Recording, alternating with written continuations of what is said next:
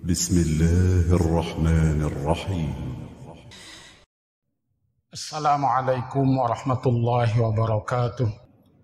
الحمد لله رب العالمين والعاقبة للمتقين ولا عدوان إلا على الظالمين. أشهد أن لا إله إلا الله وحده لا شريك له الملك الحق المبين وأشهد أن محمدا عبده ورسوله أرسله رحمة للعالمين. Allahumma salli wa sallim wa barik ala nabiyyina Muhammad wa ala alihi wa sahbihi ajma'in. Bapak dan Ibu shaimin shaimat rahimakumullah. Di dalam Al-Quran banyak sekali ayat-ayat yang memerintahkan kita umat Islam itu untuk menunaikan zakat setelah perintah sholat. Antara lain misalnya ayat itu sering berbunyi begini, aqimus sholah wa atuz zakah. Dirikan sholat dan tunaikan zakat. Selalu kata ini itu biasanya digandeng dalam Al-Quran.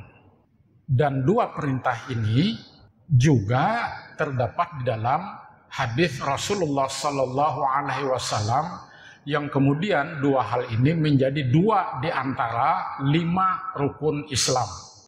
Misalnya Rasulullah menyatakan, Bunyal Islamu ala khamsin syahadati alla ilaha illallah wa anna Muhammadan abduhu wa rasuluh wa iqamis shalah wa itaiz zakah wa shaumi ramadan wa hajjil bait. Islam itu dibangun di atas 5 hal kata Rasulullah. Pertama, syahadati alla ilaha illallah wa anna Muhammadan abduhu wa rasuluh. Bersaksi bahwa tidak ada Tuhan kecuali Allah dan bahwasanya Muhammad itu adalah hamba dan utusan Allah. Yang kedua, wa iqamis shalah, mendirikan salat. Yang ketiga, wa itaiz zakah, menunaikan zakat. Yang keempat, wa shaumi ramadan, berpuasa di bulan Ramadan. Yang kelima, wa hajjil bait, berhaji ke Baitullah. Dan dalam hadis lain disebutkan malah setelah wa itaiz zakah wa hajjil bait wa shaumi ramadan. Jadi hadis lain menyebutkan setelah menunaikan zakat itu haji ke Baitullah, kemudian baru yang kelima adalah berpuasa di bulan Ramadan. Jadi ada 2 model ini rukun Islam menurut hadis Nabi. Jadi tidak perlu kita mempersoalkannya. Kita di Indonesia menggunakan hadis yang pertama, yaitu setelah wa itaiz zakah baru wa shaumi ramadan wa hajjil bait. Bagi kita puasa Ramadan itu rukun Islam yang keempat dan haji itu rukun Islam yang kelima. Tapi mungkin bagi orang-orang Arab Saudi menggunakan hadis yang kedua, wa hajjil bait wa shaumi ramadan. Haji dulu baru berpuasa di bulan Ramadan. Ini kira-kira alasan logisnya apa? Nah, kita mendahulukan puasa baru haji karena bagi kita melaksanakan ibadah puasa itu jauh lebih mudah ketimbang melaksanakan ibadah haji. Puasa di Arab Saudi dengan suhu yang kadang-kadang bisa mencapai 40 derajat, bahkan pernah 56 derajat Celcius panasnya. Itu bayangkan kita, makanya batu-batu yang ada di Arab Saudi, di Mekah, Madinah itu, Bapak lihat hitam legam. Itu karena saking tiap harinya kena sinar matahari yang begitu panas. Batu aja hangit gitu, nah bahasa Banjarnya. Saking panasnya, bayangkan bagi mereka berpuasa pada suhu seperti itu. Nah kita ini kan paling tinggi 33 derajat. Atau paling tinggi ya 34 derajat lah. Nah sementara bagi kita berhaji itu tentu lebih sulit ketimbang berpuasa. Wah ini aja ada duitnya zaman daftar bisa 20 tahun hanya itulah. Mengumpulkan duitnya berapa tahun itu. Nah jadi kalau pian ini sudah umur 40 tahun, apalagi 50 tahun mendaftar haji tahun ini, wallahu a'lam itu bisa tulak apa kada. Karena bisa sampai 20 sampai 25 tahun mendapat giliran gitu ya. Nah kecuali yang giliran sebelum kita tuh banyak meninggal, nah baru maju giliran kita. Nah sementara di Arab Saudi tadi mereka berhaji itu jauh lebih mudah ketimbang melaksanakan ibadah puasa. Jadi kalau kita lihat susunannya tadi, zakat itu merupakan rukun Islam yang ketiga.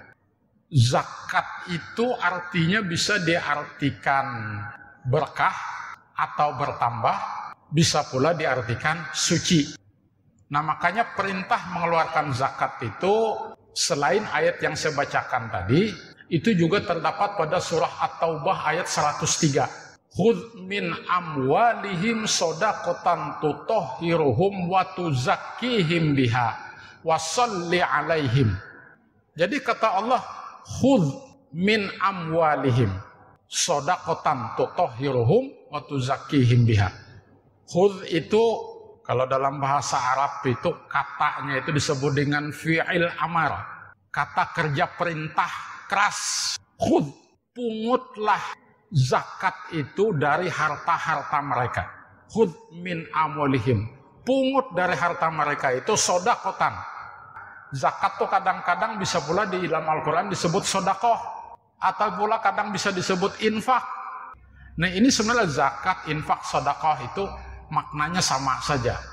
Hanya kita memang membedakan ya antara zakat, infak, dan sedekah itu. Kalau zakat itu memang ada ketentuan-ketentuannya, sementara infak dan sedekah itu ada ketentuannya. Infak itu menurut saya lebih luas pengertiannya daripada sedekah. Termasuk kita sebagai suami, sebagai kepala keluarga, memberi makan anak istri kita, menghidupi mereka itu termasuk infak. Makanya disebut nafkah, memberi nafkah lahir. Nah, sedekah itu kan kita tujukan kepada orang-orang yang secara ekonomi memang perlu dibantu begitu. Itu sedekah. Ini misalnya nih, hendak memberi perguruan, memberi dosen itu, nah duit itu bukan sedekah namanya. Ada pantas kan mahasiswa atau murid itu bersedekah dengan dosennya gitu. Jadi apa ngarannya terserah aja, infakkah, hadiahkah begitu kan. Jadi tidak rasa kadapas disebut sedekah. Nah, jadi ayat tadi memerintahkan kita khudz min amwalihim shadaqatan. Pungut, ngaran dipungut itu mau kada mau yang bersangkutan wajib diambil karena itu hak orang lain. Hanya sekira di tempat kita kada ada ambil zakat tuh nang wani memungut nang kaya itu berpaksaan. Kan menunggu atau kita menunggu orang membayar zakat. Padahal kalau kita tahu itu sudah memenuhi dua syarat, kalau dia zakat harta maka ambil, pungut. Mau kada mau harus diambil. Nah jadi zakat ini Bapak dan Ibu sekalian itu memang disebut dalam Al-Quran dan hadis. Hanya memang Al-Quran itu tidak merinci jenis-jenis dan ketentuan zakat. Nah yang merinci zakat itu menjadi dua itu hadis Nabi. Ada zakat mal, zakat harta, dan ada zakat fitrah, zakat diri.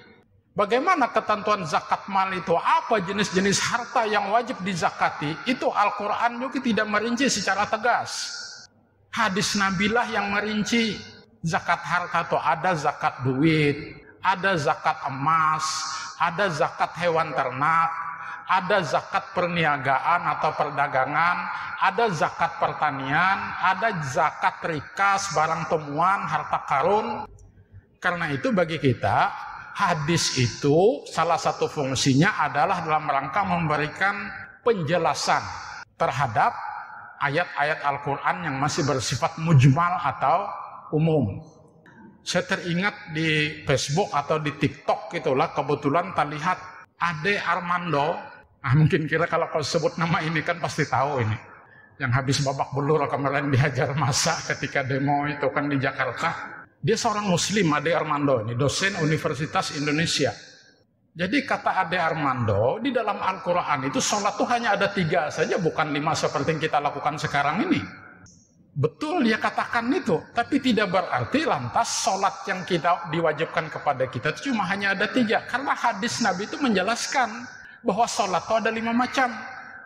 Bahkan dalam Al-Quran itu tidak disebut nama sholat itu, kecuali sholat asar. Sholat asar itu pun dalam Al-Quran disebut dengan sholat wusta. Kada disambut sholat asar.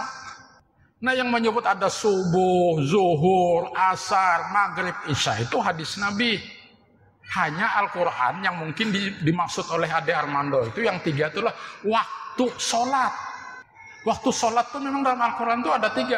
Aqimis sholat talidulu kisyamsi ila ghosakil lail wa qur'anal fajar.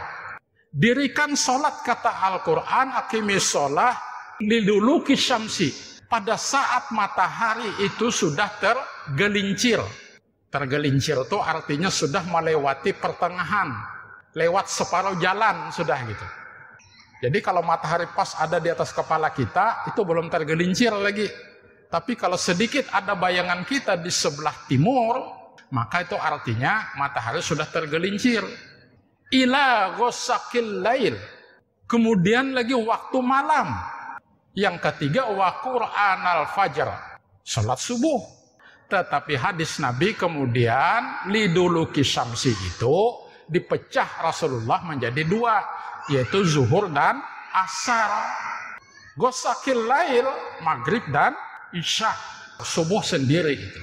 Dan tidak bisa kita hanya semata-mata berpegang kepada Al-Quran, karena hadis itu juga kemudian menjelaskan tentang ayat-ayat Al-Quran itu secara rinci. Nah, demikian pula zakat tadi. Zakat tidak ada dalam Al-Quran disebut dengan zakat fitrah.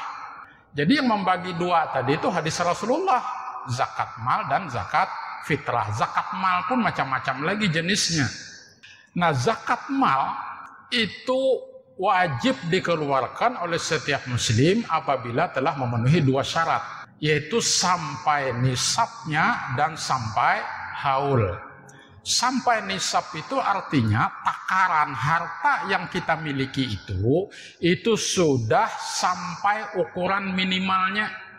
Nah, kalau zakat harta selain hewan ternak, selain pertanian, itu nisabnya setara dengan 93 gram emas. Ada pula yang menyebut 96, bahkan ada yang menyebut 86. Ya kita ambillah yang 93 gram ya emas itu. Jadi tinggal nih ibu-ibu kalau besi emas, nah, di tangan kiri kanan ini pina gerincingan, kemudian di sini juga ada, bahkan sampai ke batis-batis, kebanyakan begitu. Itu dihitung kira-kira totalnya itu berapa gram gitu. Ditambah nang disimpan. Saya termasuk yang berkeyakinan atau berpandangan bahwa emas itu adalah salah satu perhiasan yang wajib dizakati apabila sampai nisab dan haulnya. Apakah perhiasan itu disimpan atau dipakai? Tapi kalau madhab Syafi'i itu emas perhiasan yang wajib dizakati itu adalah yang disimpan, yang dipakai itu kada wajib zakat. Nah makanya ibu-ibu kalau hendak ngeles sedikit mengeluarkan zakat itu ambil aja pendapat Imam Syafi'i, pakai semuaan bebas zakat pian. Ada emas 2 kilo pakai berataan, jangan dilapas-lapas. Nah tetapi ada hadis Nabi juga, kan ada seorang wanita datang kepada Rasulullah memakai gelang emas. Ditanya, apakah ya Rasul gelang emas yang aku pakai ini itu wajib dikeluarkan zakatnya? Nabi balik bertanya, inginkah kamu nanti di akhirat itu gelang emas itu akan membakar dirimu? Ya tentu tidak, kata wanita tadi. Ya kalau begitu keluarkan zakatnya. Hadis itu sahih hadisnya. Nah artinya apa? Kalau begitu dipakaikah, disimpankah, itu apabila sudah mencapai minimal 93 gram, maka wajib dikeluarkan zakatnya apabila emas itu tadi atau harta yang kita miliki itu sudah menjadi milik kita selama setahun penuh. Itulah yang disebut dengan haul. Setahunnya itu berapa hari? Setahunnya menggunakan hitungan tahun Hijriyah, bukan tahun Miladiyah, bukan tahun Masehi. Tahun Hijriyah itu jumlah harinya 354. Nah kalau tahun Masehi kan 365 atau 366. Jadi pian kalau mengeluarkan zakat itu patokannya jangan tanggal dan bulan Masehi. Misalnya dahulu tahun tadi ulun ini mengeluarkan zakat tanggal 1 Januari 2021. Maka tahun berikutnya itu 1 Januari 2022. Bukan begitu. Hitungannya adalah tanggal dan bulan Komariah. Jadi kalau tahun kemarin mengeluarkan tanggal 1 Ramadan, maka tahun ini keluarkan lagi 1 Ramadan apabila nisabnya masih mencukupi. Nah demikian pula dengan uang, tinggal dikalikan dengan harga emas pada saat kita akan mengeluarkan zakat. 93 gram, sekarang berapa nih ibu-ibu harga emas? 800 lah anggap ya. Berarti 93 dikali 800 ribu, berarti 95, 400 ribu, hampir 100 juta. Jadi kalau bersimpanan tabungan, bersimpanan deposito di bank atau di bawah bantal, itu 97 juta 400 ribu, maka itu sudah mencapai nisab. wajib dikeluarkan 2,5%. Demikian pula harta perniagaan, harta perdagangan. Pian baisi toko berjualan sembako. Yang ngaran barang-barang di toko itu kan keluar masuk aja kan. Nukar kita baras 1 ton. 3 hari payu 1 ton itu. Nukar pulang 2 ton. Terus berputar. Lalu menghitungnya tuh nang kayak apa? Kalau ulun sederhana aja, hitunglah pada saat kita mengeluarkan zakat. Jika dirupiahkan barang dagangan yang kita miliki itu berapa ratus juta nilainya. Baras itu berapa kalau dirupiahkan semuanya. Hintalo berapa, gula berapa, teh berapa. Total semuanya cukup tidak 97.400.000. Apabila sudah sampai ke situ, maka wajib dikeluarkan 2,5%. Nah, lalu apa fungsi zakat itu tadi? Disebutkan dalam ayat Al-Quran itu, khudz min amwalihim shadaqatan tutahhiruhum wa tuzakkihim biha. Di sini ada kata tutahhiruhum, ada kata tuzakkihim. Ini kadang-kadang diartikan orang sama. Nah, kalau toharoh itu, yang saya ketahui sebagian ulama berpendapat itulah mensucikan diri dari segi lahiriah. Tapi kalau zakat itu mensucikan diri dari aspek kejiwaan atau batiniah. Nah, maka zakat tadi kalau disebut tutahhiruhum wa tuzakkihim biha, itu artinya yang 2,5% itu untuk mensucikan harta yang kita miliki dari hak-hak orang lain. Karena konsep Islam itu semua harta yang kita miliki meskipun itu halal, maka itu ada hak orang lain sebanyak 2,5%. Tapi kalau harta itu haram, di situ 100% itu hak orang lain. Saya ingat beberapa belas atau mungkin 20 atau 30 tahun yang lalu pernah diminta memberikan tausiah tentang zakat di salah satu instansi pemerintah di Palangkaraya ini. Nah, lalu ada tanya jawab. Ada seorang bapak tuh bertanya, apakah boleh harta kita yang tercampur dengan yang haram itu, apakah itu harus dikeluarkan zakatnya, Ustadz, katanya. Malum aja kita pegawai negeri ini kan, apalagi kadang-kadang pejabat tingkat tinggi itu kan, itu ada nang setor, apalah begitu ya. Nah, hendak jadi kepala ini setor sekian, hendak jadi pimpro setor sekian, kan begitu. Nah, nang ini tadi dikumpulkan, tercampur dengan gaji kita yang halal, apakah itu hitung juga zakatnya? Saya bilang yang wajib dikeluarkan zakatnya itu hanya harta yang halal, sementara yang haram itu tidak ada zakat di dalamnya, tapi kembalikan punya orang itu 100%. Gaji 5 juta nang halal, tapi terima 15 juta, 10-nya itu ya pendapatan yang macam-macam tadi itu Bang. 10 juta itu haram. Tidak ada zakat di 10 juta yang haram. Boleh kakan nang 10 juta tuh karena bukan punya kita. Nah, jadi konsep Islam tadi 2,5% itu ada hak orang lain dari harta rezeki halal yang kita dapatkan. Makanya di situ tutahhiruhum. Dengan dikeluarkan 2,5% itu, maka harta yang kita miliki itu menjadi bersih. Bersih dari hak-hak orang lain. Yang kedua, wa tuzakkihim biha, kata Al-Quran. Zakat itu fungsinya ada dalam rangka mensucikan si pemilik harta. Atau bisa pula diartikan supaya harta yang tersisa itu menjadi barokah. Menjadi bertambah. Zakat tadi kan artinya bisa barokah, bisa bertambah. Barokah bertambah itu bisa secara kuantitas, bisa pula secara kualitas. Kuantitas bertambah, tapi kualitas tetap. Kualitas bertambah, kuantitas tetap. Atau malah dua-duanya.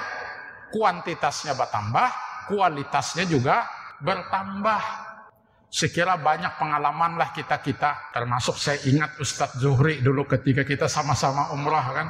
Mengeluarkan sedekah pas setelah tawaf wada, membuka dompet ada 2 rial lagi sisa duit 2 lembar masing-masing 1 rial dikasihkan kepada pengemis. Kira-kira kada sampai 10 menit itu tabulik.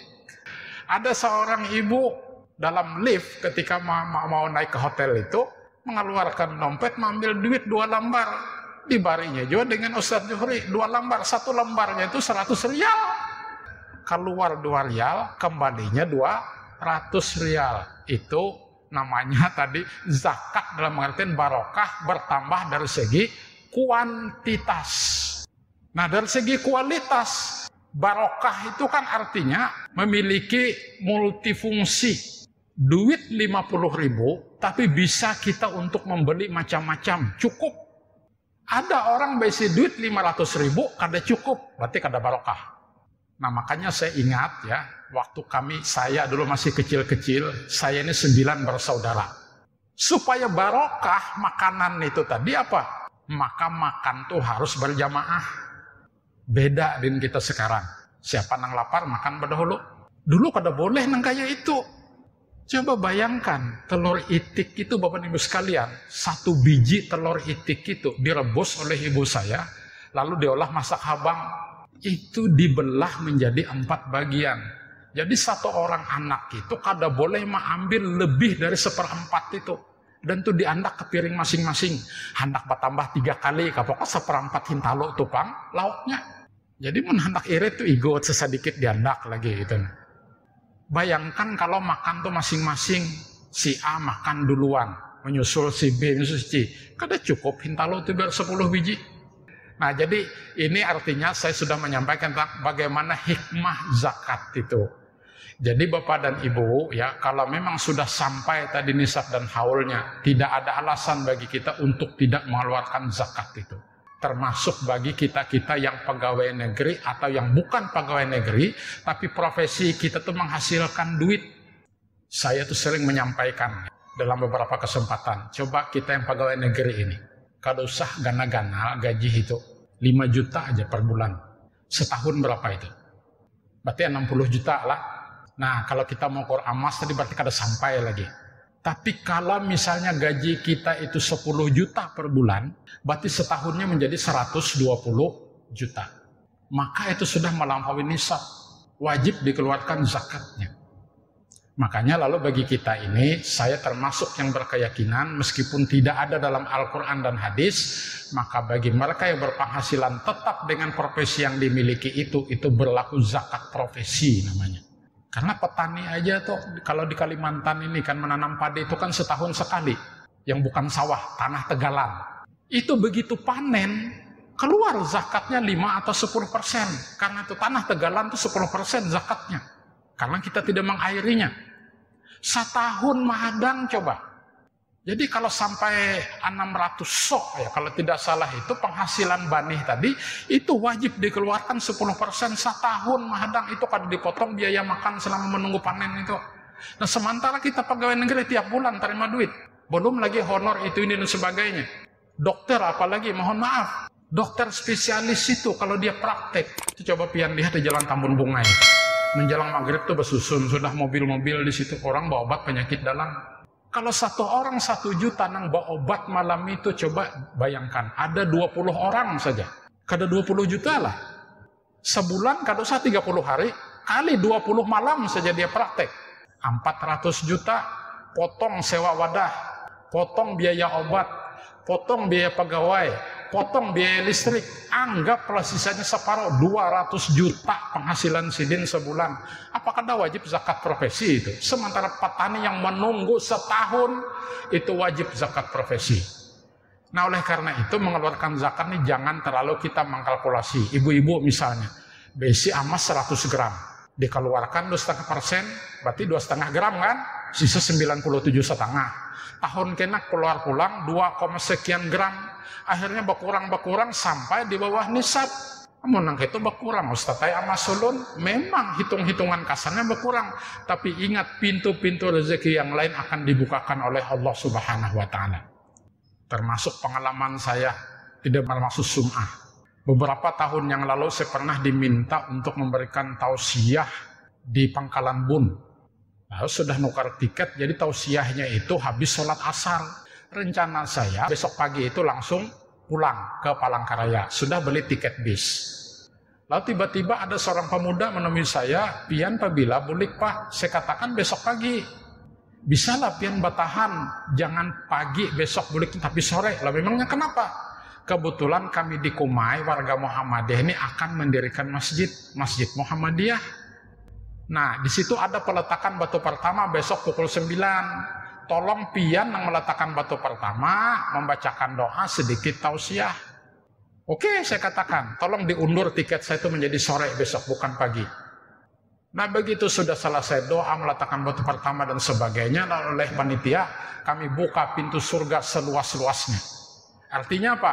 Kami perlu semen, kami perlu besi, kami perlu pasir dan sebagainya. Ramilah orang mendaftar, ada yang 10 sak semen, ada yang 10 rit pasir dan sebagainya. Lalu saya tanya panitia, di Kuma ini 1 sak semen itu berapa? 50.000 Pak katanya. Saya buka dompet saya, ada 700.000 isi dompet saya. Oke, kalau begitu saya menyumbang 10 sak semen, 500.000. Tapi kalau usah disebut, saya katakan, sebut saja di situ hamba Allah. Begitu pulang ke Palangkaraya, 2 hari kemudian tiba-tiba ada orang, pegawai pemerintah yang saya tidak kenal dengan dia, tapi dia kenal dengan saya, cuma antar duit ke rumah itu 12 juta. Ya. Ulun tak ingat 2 hari yang lalu ulun menyumbang ngesen masjid 500.000, tabulik 12 juta, Masya Allah. Tapi kalau pianeta akan berzakat, bersedekah, atau hendak dapat imbalan gitu, ulun yakin kada bakalan dapat. Jadi jangan diniatakan nang hendak babulik ke pokok. Sudahlah, ikhlaskan kita ini semata-mata karena Allah Subhanahu wa taala. Sekira demikian saja Bapak dan Ibu sekalian, mudah-mudahan apa yang saya sampaikan ini menjadi bahan renungan kita bersama. Nasrun minallahi wa fathun qarib wa basyiril mu'minin. Wassalamualaikum warahmatullahi wabarakatuh.